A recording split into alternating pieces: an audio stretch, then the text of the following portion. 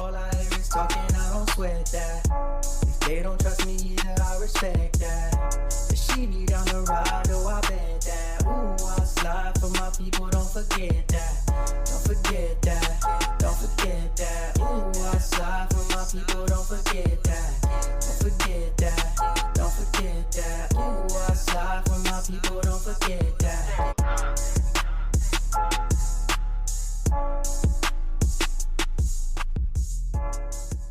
Good morning, good afternoon, good evening. My name is JH. How y'all doing, Postal family? Is everybody good? Is everybody cool? Everybody clean? Are you crisp? Are you feeling ivory today? Let's talk. But first, pinned comment. Go check out my other channel. Please subscribe to that other channel. As I said a couple times before, I don't ask you guys to subscribe to this channel because that's not my thing. But my other channel, I'm trying to grow it. So please subscribe to my other channel. I'm going to be putting some other content on there. It has nothing to do with the post office because this is starting to get me aggravated. All right. Now we wasted about 45 seconds of your time. Let's talk. New hires, new people coming in fresh. I got a lot to address with you guys from the starting process all the way to your first 90 days. So stick around if you're new. Stick around if you're trying to get in. All right. Y'all went through the hiring process and let's see. This is how I started. Just to be clear, this is what Jay did when he started. I had to go and tell people what the process was. So we're going back. Sometimes in order to get forward, you got to go back.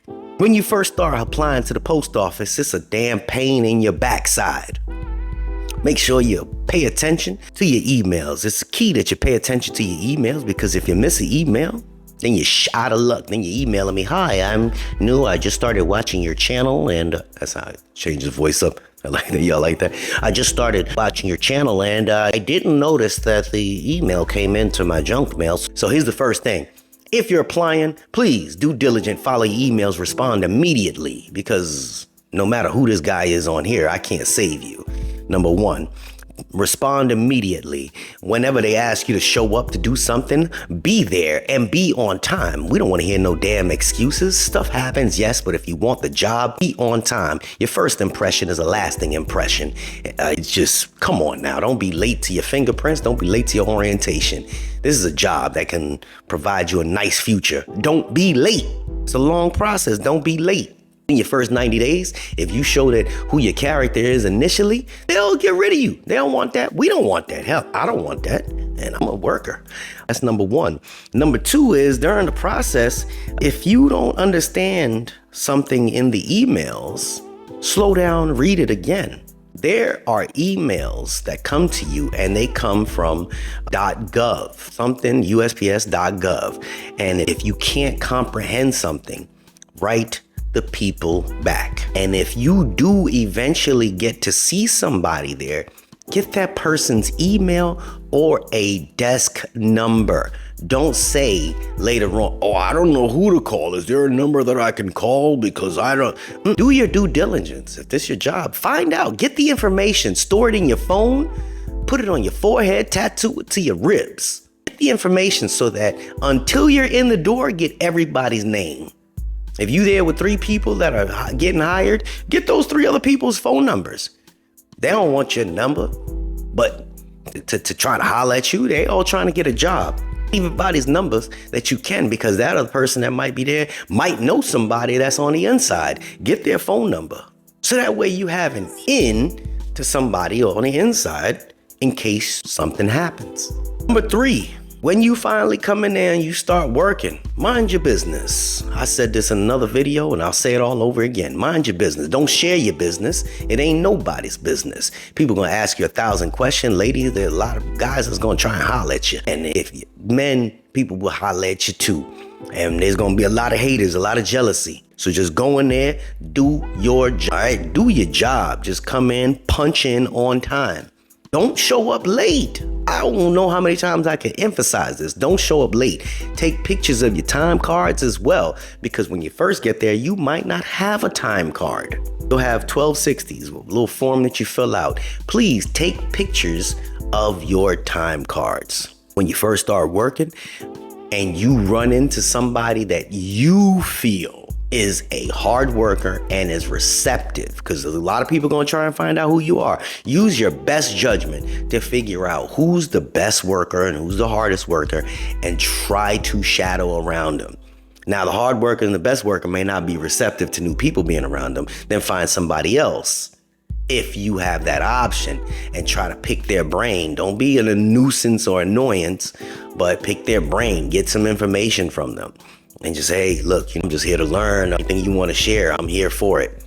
Don't pick up other people's bad habits, though, because a lot of workers will give you bad habits. You need to slow down. You take your lunch right now. You better do it. Sound like slave master stuff. You better do it before they just go and they gonna tell you not to go and you better do it. So that's what they're gonna do. So the key is obviously just to try to utilize all the information that they share. Pick and choose from the information that they share. You have common sense. If it sounds good, then do it. If it sounds sketchy, well, you don't have to do that right now. You could do that later, or we should just wait till after lunch to do that. If it sounds a little sketchy, it's somebody else's opinion. All right. The carriers, don't get a manager's your phone number, because they're gonna set you up for failure. Not initially, because you ain't supposed to be answering the phone while you're driving. It's a safety thing. All right. They have ways to contact you. Those little scanners that they give you, they can send you a message. Hey, such and such, Jenny, please, when you get safe, call me at this number, call the office. Then when you get a safe stopping point, pick up your phone and call the office. Don't set yourself up for failure. All right.